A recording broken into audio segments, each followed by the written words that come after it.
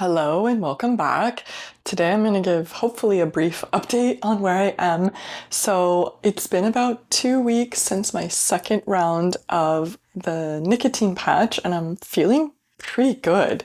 I don't know about you guys who have long COVID or chronic fatigue, but I have a little bit of PTSD. Like, is this going to last or is it temporary? Um, so hopefully it lasts. But yeah, I think I'm about 2 weeks after my second round of the nicotine patch. And overall, like I'm doing much more physical activity. Like I've been doing things and for a lot of the activities, I feel normal tired afterwards, not like the chronic fatigue tired. So if you have chronic fatigue, you know the chronic fatigue tired, what it feels like. And I haven't really had that. So that's good. I mean, I'm starting to do a lot more activity, like multiple days in a row. I can do some physical exercise and then do something else in a day, which also didn't used to happen. So I am hopeful that it's better. I'm also sleeping mostly better. Sleep is still kind of like hit or miss. But one thing I would say is like I have much fewer spikes in my heart rate overnight. And my heart rate at rest is normal. Again, it's like in the 60s for me, and overnight it's down to like the 50s, low 50s when I'm like really sleeping.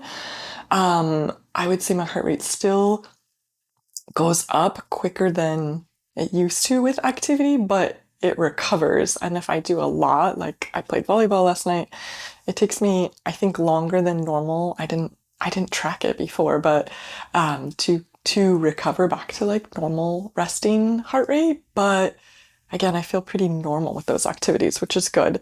And I would also say on days when I don't sleep well, I can still function. So it used to be like if I didn't sleep well, I would like do what I needed to do bare minimum and like just rest. And I would say now it's like, okay, even if I don't sleep great, I can still do the things that I plan in a day. So that's another thing I haven't been planning a lot of activities, like social activities or physical activities, because I'm like, I just don't know how I'm gonna feel. But now I'm feeling more confident, like, okay, I can do this. I'm still not doing as much as I used to, but I can do more things pretty comfortably. Um, and I would also say this on nights when I sleep normal, I'm like waking up after 7.5 hours. Um, just like waking up and feeling rested and awake, which is also didn't happen for a long time. So that's an improvement too. I still try to be in the bed for like 9+ hours a night. But often like I just wait till I'm tired and I go to sleep, and then my body's been waking up like 7.5 hours later, and feeling like, hey, I feel okay. So that is amazing. Like getting good sleep, feels so good. So it feels like I can function so much better. Um, and yeah, so the other thing I would say is like I'm still doing. So I did the nicotine patch for 7 days this second time, and now it's been 2 weeks since then. I'm still taking my supplements, so CoQ10 and vitamin C, and I'm still doing the compression boots every night, and that has also helped a lot. Um, my legs don't feel that heaviness anymore, which they used to always feel heavy at the end of the day. I'm still wearing compression socks too, like most days, but not every single day. But I definitely think that the pneumatic compression boots, the recovery compression boots, um, really make a difference. So, I mean, if it didn't make a difference, it still feels good. But it definitely is helping me not to feel so like that leg heaviness at the end of the day. I don't really have lightheadedness anymore, or brain fog, only if I'm really fatigued. Like maybe if I overdo it with exercise, I feel that a little bit, but not a lot. The other thing is yesterday I had an echocardiogram of my heart. So, okay, here's like a little bit of the backstory. I got COVID in mid-February. It's now the end of July. Um, by the end of March, I was like, oh, I'm not getting better. So I went to my primary care doctor like the beginning of April, and my heart rate was high and I didn't understand it at the time. Now I understand like a little bit more of the physiology of like there's something blocking oxygen binding, and so you go into an anaerobic state quicker. That's the high heart rate. It's not actually a cardiology problem, but my primary doctor sent me to cardiology. That doctor said, like, everything sounds good, but let's get an echo just in case. So I went to the cardiologist in May, and it took until July to get the echo done, which that's our healthcare system right now.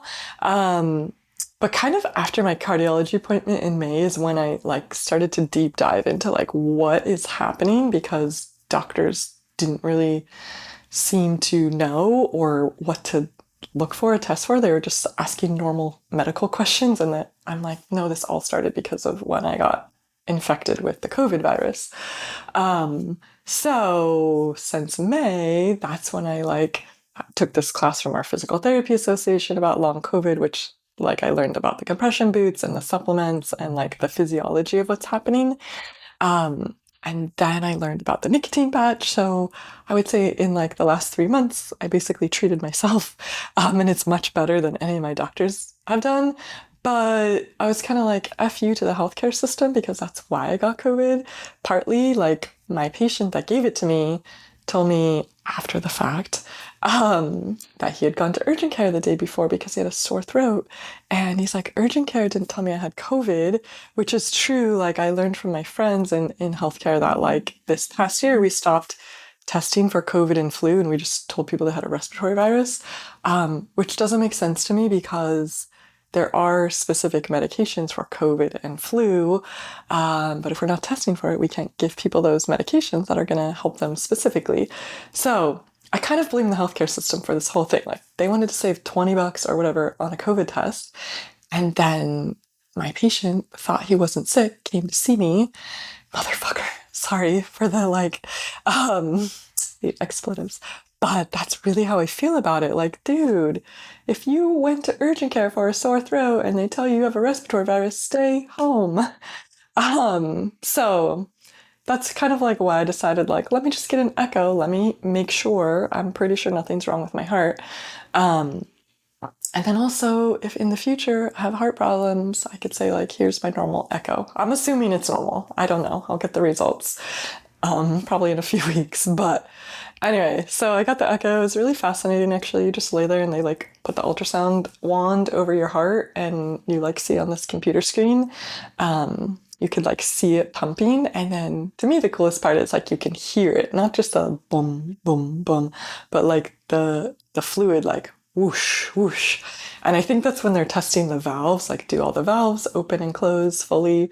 Anyway, I was trying to figure out, like, what they were looking at by my, like, somewhat knowledge of the heart, and just staring at the screen. But anyway, it's, like, a pretty, like, easy test. Like, I'm literally just laying there, and then she has the ultrasound on me, and she's, like, punching in some things on the computer. It took, like, 15-20 minutes, so anyway, so that's the update. Things are going well. Hopefully they stay well. And yeah, to any of you watching this that have long COVID or chronic fatigue, I hope you find the things that help you too, because it's kind of amazing to be like, oh, I can function, I can, like, be social, I can do physical activity. And it's much better than it was. I was doing things, but I would, like, pay the consequences. And now I'm like, I feel like I'm coming out of this 6-month fog, and I know my symptoms are not as severe as a lot of people's. I know some people, it's, like, extreme. They're, like, in the bed and can't function. But it feels kind of amazing to be getting back to normal, and hopefully it's staying, but I'll keep you posted. So anyway, thanks for being here.